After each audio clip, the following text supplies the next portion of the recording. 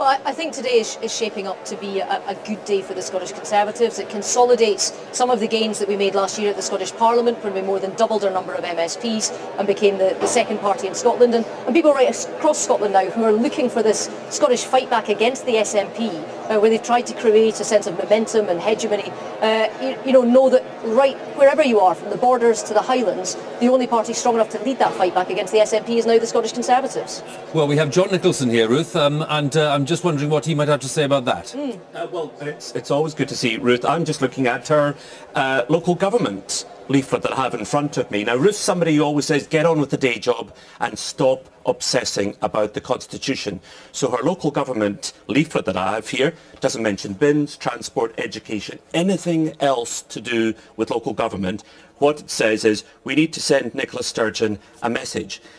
What Ruth does is she gets up every morning and she talks about independence all day long, and the narrative is, I wish those nationalists would stop talking about independence. Well, somebody looking on might say that on the basis of these results, that's probably the right tactic. Well, they might, and all credit to Ruth. She set out to do this, and she's achieved her aim, and she's peeled away the right of the Labour Party and successfully managed to persuade them to vote Tory. Let's give Ruth an answer to that. Sure. I mean, there's a very simple way if John and his colleagues want me to stop talking about independence. It's for Nicola Sturgeon to do what she said she would do, respect the result of the last referendum and try and take the second referendum she's pushing for off the table. But in terms of the leaflet that he held up, we're very careful in Scotland the way we run our campaigns to make sure that national spend and local spend is kept separately. So that's a national leaflet that went to households right across the country, which of course, because of electoral rules, doesn't mention the individual candidate and doesn't mention the individual seat. But each and every one of our candidates put forward their local election address that had their key points for their area. It had their priorities for their local council. So it's making sure that we do both things, that we fight on a national level and on a local level. I think that's just sour grapes from John Nicholson, a man who's under huge pressure in his own seat and has a tiny minority that he's got to defend. Well, of course, at least I am fighting my own seat again, Ruth, unlike you, because you had to cross the country to go to a different seat. So I'm standing again in the same seat. Well, let's not project too much ahead. Ruth, I'm just wondering, Peter wants to come in with a point about the voting system, which I think will also help our viewers understand that clearly the situation in Scotland, the dynamics are often very different. Yes, and in the English elections, it's the traditional first-past-the-post voting system. In Scottish local elections, it's a proportional system called the single transferable vote.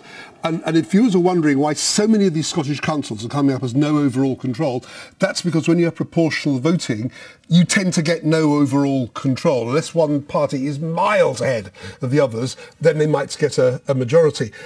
So one needs to bear that in mind looking at the results. But it does, of course, raise the question, at a local government level, Scotland only works when parties get together and cooperate, either as a joint administration or issue by issue. So what we're seeing between John and Ruth, the tone will have to change when the Conservatives in local councils and the SNP in local councils find they have to get together to get business done. We've ruled out any coalition with the Conservatives, and we've been absolutely clear that will not be happening. Anyway. Okay, Ruth, I'm just wondering, on the basis of the results that we have already, not just in Scotland but across England and in Wales, how confident are you as a Conservative, we've got Karen Bradley here as well, looking ahead to June the 8th?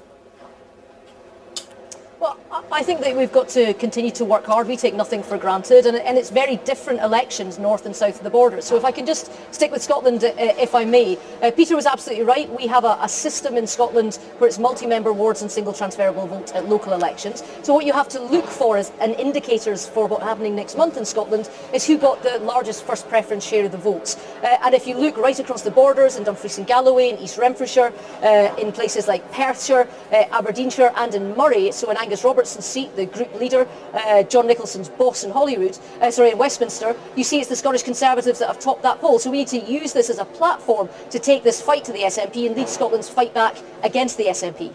Ruth Davidson, good of you to join us today, and thanks very much for contributing to the debate here. We will carry on the debate in a moment.